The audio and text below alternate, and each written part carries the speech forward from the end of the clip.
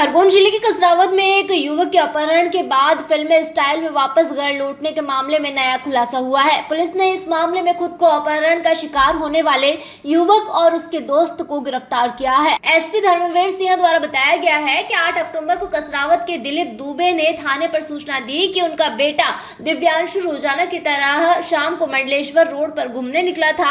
रात 11 बजे किसी अज्ञात व्यक्ति ने मोबाइल पर बताया कि दिव्यांशु को छुड़वाना चाहते हो तो 20 लाख रुपए की व्यवस्था करो, सुबह और फोन करेंगे।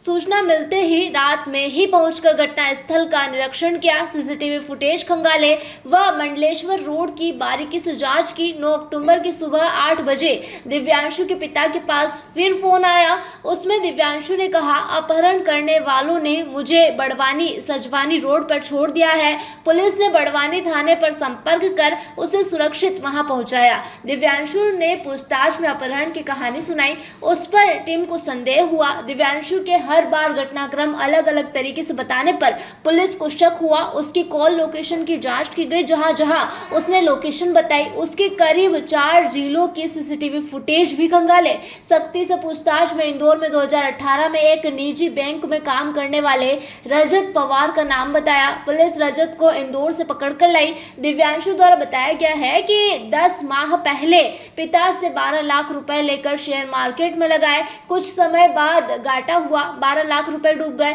पिता को रुपए वापस लौटाने थे। दोस्त रजत से संपर्क कर बताया एक दोस्त को 16 लाख रुपए दिए हैं, लेकिन वह दे नहीं रहा है। इसमें से 12 लाख रुपए पिता से लेकर दिए हैं। फंस गया हूँ, मुझे निकाल, नहीं तो मैं सुसाइड कर लूंगा। करीब 1 माह पहले दिव्यांशु रजत के पास इंदौर गया था। वहां आपस में चर्चा में रजत ने समझाइश दी। फिर दोनों ने प्लान किया कि झूठे अपहरण की कहानी बनाकर पिता से 20 लाख रुपए फिरौती मांगते हैं। इसके बाद उन्होंने यह षड्यंत्र रचा। दोनों को गिरफ्तार कर लिया गया है। अक्टूबर को थाना कसरावत में प्राइमरी रिपोर्ट हुई थी कि एक दिव्यांशु नाम का युवक है जो रात को अपने घर से टहलने के लिए निकला था और वापस नहीं आया है। लेट नाइट दिव्यांशु के पिता के फ़ोन पर रैंसम कॉल आया जिसमें कि 20 लाख रुपए की राशि की मांग की गई कि ये राशि उपलब्ध कराएंगे तभी दिव्यांशु वापस पहुंचेगा। पुलिस ने तत्काल इस पर संज्ञान लेते हुए इसमें अपहरण की एफआईआर दर्ज की और विशेष टीम इस पर बनाई गई। इसके बाद अगले दिन सुबह एक कॉल फिर आया। दिव्यांशु के कॉल से ही कॉल किए जा रहे थे और उसमें पुनः वही राशि की मांग की गई। तो हमारी टीमें लगातार उनके मूवमेंट को ट्रैक कर रही थी। जहाँ जहाँ से लोकेशंस पे कॉल आ रहे थे उस पर पूरा टेक्निकल टीम उसमें इन्वॉल्व थी। पुलिस की जब जांच पड़ताल काफ़ी टीमें इन्वॉल्व हुई और काफ़ी लोगों से संबंध पूछताछ हुई तो संभवतः ये संदेश गया कि इसमें जल्दी ही मामले का खुलासा हो जाएगा।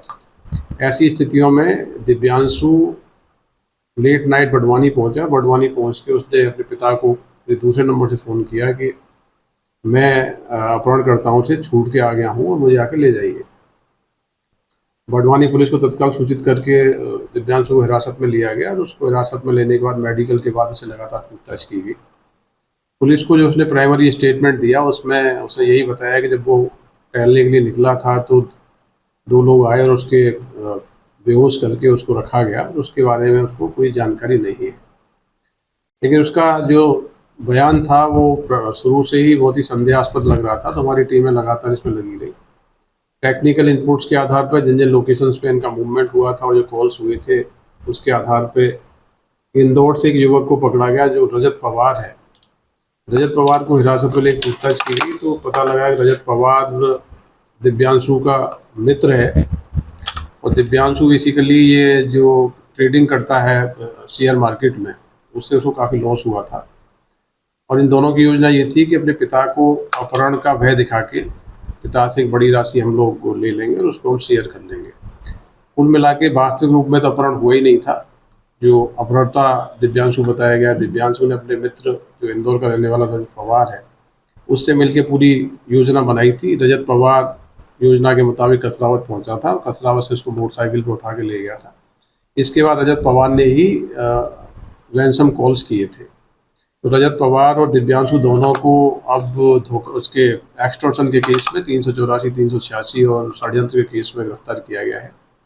बाकी इन्वेस्टिगेशन की जा रही है। तो ओवरऑल ये किडनैपिंग का केस न होके अपने पिता से अवैध रूप से लाभ प्राप्त करने के लिए और पैसा बरामद करने के लिए पूरी योजना रची गई थी, जिसका खुलासा कसरावत पुलिस ने किया है। उनका शेयर मार्केट में घाटा होने की वजह से सर ये रची थी कहानी। हाँ, ये दिव्यांशु बेसिकली इसने अपने पिता से करीब 12 लाख रुपए लिए थे, जिसका इन्वेस्टमेंट शेयर मार्केट में किया था और पूरी राशि का नुकसान इसको हो गया था।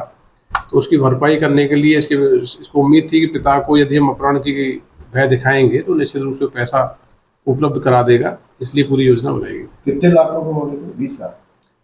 हाँ, जो रैंसम कॉल्स हुए थे उसमें 20 लाख की फिरौती की मांग की गई थी। खरगोन से अबरार पठान की ये रिपोर्ट।